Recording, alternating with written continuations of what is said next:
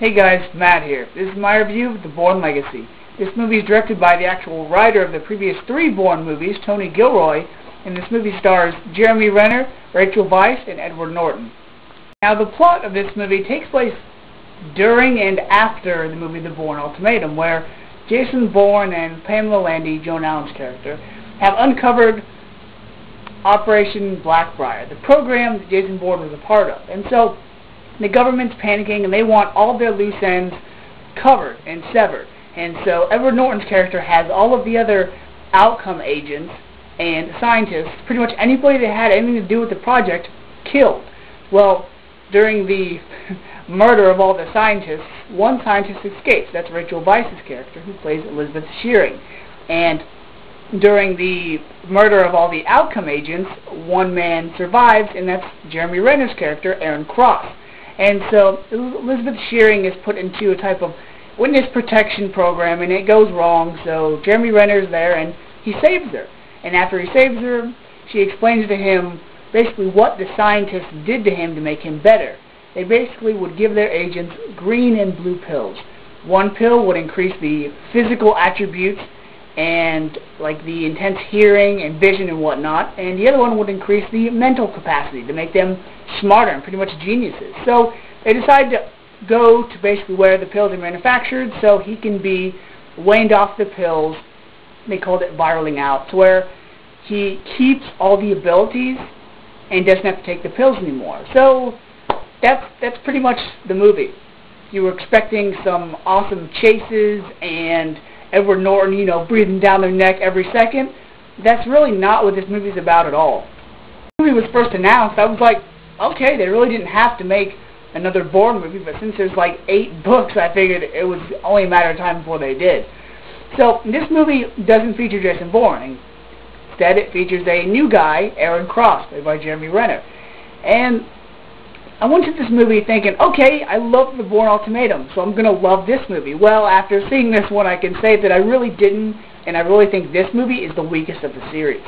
If you're going into this movie expecting quick-paced action, oh, this movie has it, but with only like 3 fight scenes and only 1 good chase scene at the end, this movie was really lackluster. Now, this movie did have a lot of talking. I'm not going to say too much talking, because the dialogue, I guess, was important, but I think most fans are going into this movie thinking, okay, we're in store for some awesome action. But you get a lot of dialogue from Edward Norton's character. He's basically the guy pulling the strings, telling this person to go check this, telling this person to bring him these computer files and whatnot. He's the guy running the show. And as far as him going after Aaron Cross in this movie, it's really non-existent. Because Elizabeth Shearing, Rachel Weisz's character, escaped the slaughter, they're basically tracking her. They don't know that Aaron Cross is helping her pretty much throughout the whole movie.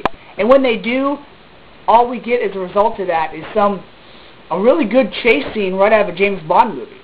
They decide to send after them this guy named Larks Number 3, who's basically an outcome agent, but he has pretty much no emotion. So if you tell him to go kill somebody or take care of a target, he's going to go do it. He's not going to feel any remorse.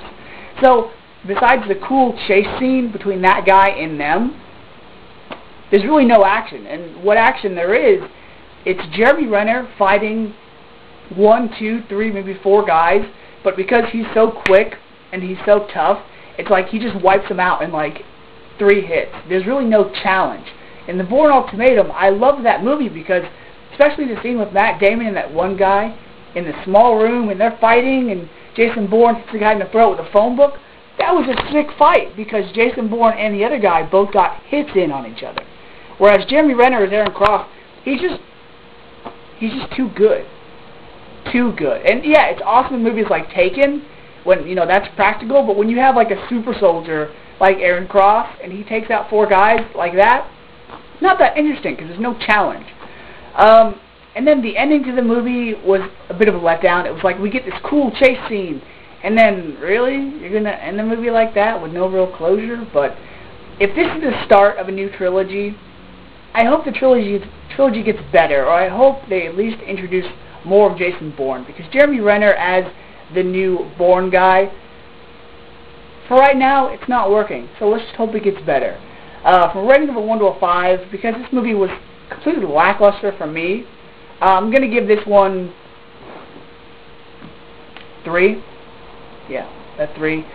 So, even though this movie did have the word Bourne in this movie, it just didn't feel like a part of the series. So, I'm just hoping it gets better from here. So, until next time, guys, see ya.